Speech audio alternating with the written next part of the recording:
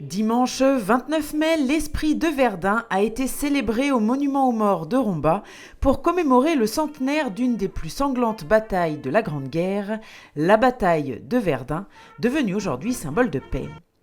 À cette occasion, une gerbe de fleurs a été déposée par M. Risser, premier adjoint au maire, accompagné par M. Sicora, président de l'UNC, et M. Muller, président du Souvenir français.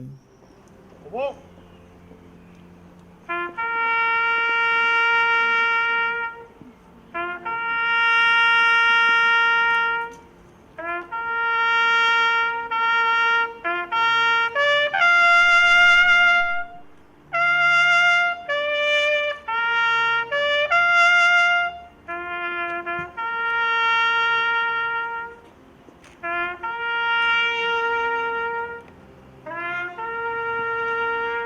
L'école de la ville basse, et plus précisément les élèves de Madame Calmé et de Madame Olivarez, ont ensuite interprété 2 chansons, la Marseillaise et On écrit sur les murs.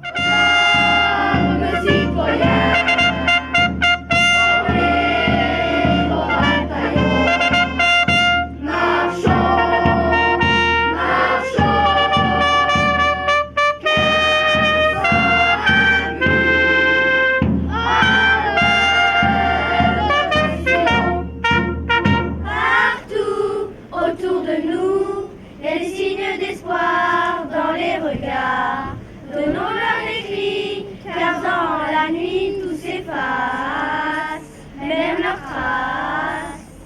On écrit sur les murs le nom de ceux qu'on aime, des messages pour les jours à venir. On écrit sur les murs à l'encre de nos veines, on dessine tout ce que l'on voudrait dire. Monsieur Risser a ensuite pris la parole pour lire le discours de Jean-Marc Todeschini, secrétaire d'État auprès du ministre de la Défense, chargé des anciens combattants et de la mémoire. Écoutez. En ce dimanche 29 mai 2016, la France commémore le centenaire de la bataille de Verdun.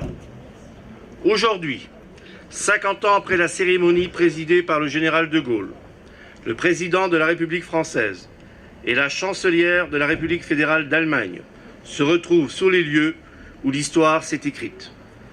Verdun est un symbole de notre mémoire nationale.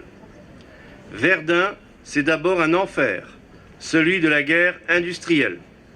De février à décembre, pendant 300 jours et 300 nuits, les armées allemandes et françaises se sont affrontées et plus de 300 000 soldats des 2 camps y lissèrent leur vie. La terre où ils reposent encore aujourd'hui reste profondément bouleversée par ce déchaînement de violence. Verdun, c'est aussi une ville martyre. Verdun, c'est pour la France le symbole de la Grande Guerre. L'immense majorité des poilus de 1916 sont passés par Verdun.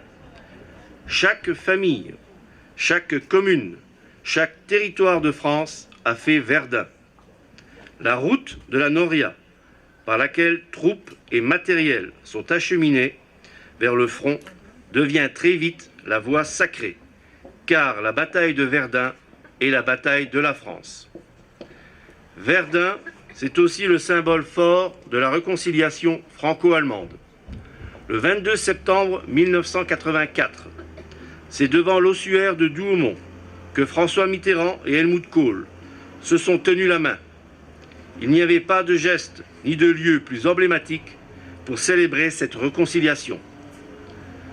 Dans la continuité de ce geste, le président de la République française et la chancelière de la République fédérale d'Allemagne honorent aujourd'hui, sur le champ de bataille et dans la ville de Verdun, les soldats et les civils dont la bataille a brisé les destins.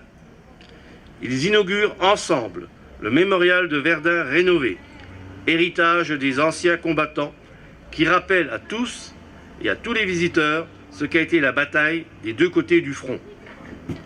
Alors que les derniers témoins ont disparu, il revient aux nouvelles générations de porter le souvenir de Verdun.